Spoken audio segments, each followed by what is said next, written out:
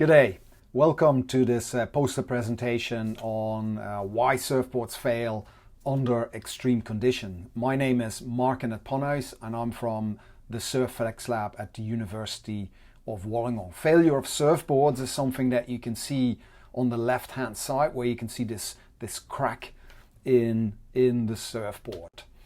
And if we talk about what surfboards are, you can see some behind me. They are really composite materials that have a foam interior, and that can be like a polyurethane that has a wooden stringer attached, and it can also be an extruded polystyrene or an expanded polystyrene, and then that all of it is encased in a glass skin. Surfboards are made using a combination of machining through CNC machines, and then in the final stages there's a hand shaping involved where the glassing is applied. And surfboards are used in small waves, like there's one here where you can see me on a relatively small wave, to really what are called waves of consequence. For example, the wave on the left is Sebastian Steutner, who's the current world record holder. That's an 86-foot wave in meters, that's 26.2, and that's at Nazaire.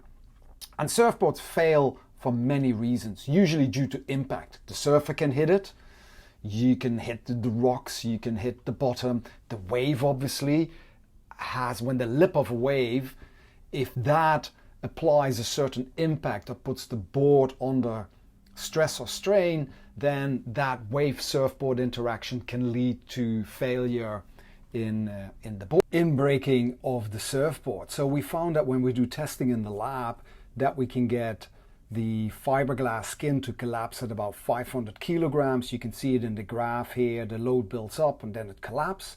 If we then take this slightly damaged board and we then bend it, we require about 20% bending, and then the surfboard fails at about 180 kilograms. And that's very consistent with what we find in field work, where usually surfboards will break due to pre-existing damage or just literally too much strain being impacted on the wave, or even the lack of ability to dissipate the load from the wave. So 500 kilograms, to put it in perspective, is roughly the lip of a 5-foot wave hitting the surfboard over a cross-sectional area of about 4 square feet. So hopefully in this very short poster presentation I've shown you that, if you have these fiberglass skin collapses, really the origin of that is crack propagation due to the glass, the glass fiber starting to crack. We found at 500 kilograms of load, the skin fails.